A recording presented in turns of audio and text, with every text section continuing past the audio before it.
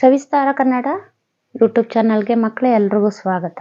ಈ ದಿನ ತರಗತಿಯಲ್ಲಿ ಒಂದು ಗಾದೆ ಮಾತನ್ನ ನೋಡ್ತಾ ಹೋಗೋಣ. ಪ್ರತ್ಯಕ್ಷ ಕಂಡರೂ ಪ್ರಮಾಣಿಸಿ ನೋಡು. ಈ ಗಾದೆ ಮಾತನ್ನ ನೋಡ್ತಾ ಹೋಗೋಣ. ಯಾರೆಲ್ಲ ವಿಡಿಯೋಗಳನ್ನು ನೋಡ್ತಾ ಇದ್ದೀರೋ ದಯವಿಟ್ಟು ಸಬ್ಸ್ಕ್ರೈಬ್ ಮಾಡ್ಕೊಂಡು ನೋಡಿ, ಒಂದು ಲೈಕ್ ಮಾಡಿ, ಶೇರ್ ಮಾಡಿ.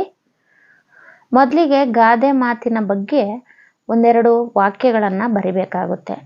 ತದನಂತರ ಗಾದೆ ಮಾತಿನ ವಿಷಯ ಏನಿದೆಯಲ್ಲ ಅದನ್ನು ವಿವರಣೆ ಕೊಡ್ತಾ ಹೋಗ್ಬೇಕು. ಗಾದೆಗಳು ತಲತಲಾಂತರದಿಂದ ಸಂದರ್ಭೋಚಿತವಾಗಿ ಬಾಯಿಂದ ಬಾಯಿಗೆ ಬಂದ ಜನಸಮುದಾಯದ ಅನುಭವದ ಹಿತನುಡಿಗಳು. ವೇದ ಸುಳ್ಳಾಗಬಹುದು, ಆದರೆ ಗಾದೆಗಳು ಸುಳ್ಳಾಗಲು ಸಾಧ್ಯವಿಲ್ಲ.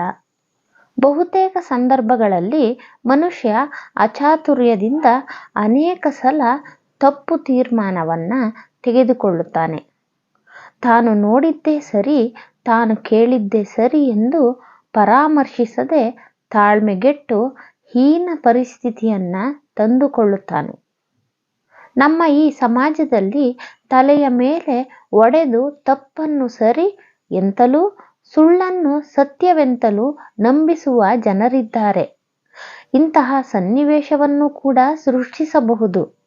ಆದರೆ ಈ ರೀತಿಯ ಜನರಿಂದ ಮೋಸ ಹೋಗುವ ಬದಲು, ತಪ್ಪು ಮಾಡಿ ಪರಿತಪಿಸುವ ಬದಲು ಯಾವುದನ್ನೇ ಆಗಲಿ ಪ್ರತ್ಯಕ್ಷವಾಗಿ ಕಣ್ಣಿಂದ ಕಂಡರೂ ಕಿವಿಯಿಂದ ಕೇಳಿದರೂ ಕೂಡಲೇ ಅದನ್ನು ನಿಜವೆಂದು ಭಾವಿಸದೆ ಒಂದಲ್ಲ 10 ಬಾರಿ ಸತ್ಯಾಸತ್ಯತೆಗಳನ್ನು ಪರಾಮರ್ಶಿಸಬೇಕು. ಈ ಗಾದೆಗೆ ಉದಾಹರಣೆ ಎಂಬಂತೆ ಹಾವು ಮತ್ತು ಮುಂಗುಸಿಯ ಕಥೆಯನ್ನು ನೆನಪಿಸಿಕೊಳ್ಳಬಹುದು.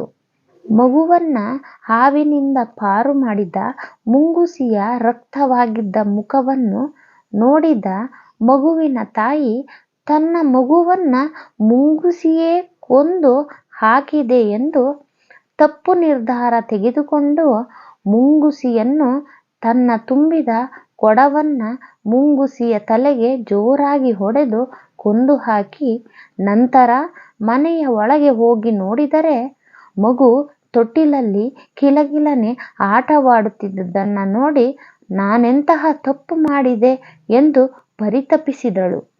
ಈ ತಾಯಿಯ ಪರಿಸ್ಥಿತಿಯಂತೆ ನಮಗೂ ಆಗಿರಬಹುದು ಅಥವಾ ಆಗಬಹುದು. ಯಾವುದೇ ಪರಿಸ್ಥಿತಿಯನ್ನು ಕಂಡ ತಕ್ಷಣವೇ ಸತ್ಯ ಭಾವಿಸಬಾರದು. ಹೀಗೆ ಅಂದುಕೊಂಡು ಅದೆಷ್ಟೋ ಬದುಕುಗಳು, ಜೀವನಗಳು ಹಾಳಾಗಿವೆ. ಯಾವುದೇ ತೀರ್ಮಾನವನ್ನು ದುಡುಕಿ ತೆಗೆದುಕೊಳ್ಳದೆ 10 ಬಾರಿ ಯೋಚಿಸಿ ನಿರ್ಧಾರ ತೆಗೆದುಕೊಳ್ಳಬೇಕು.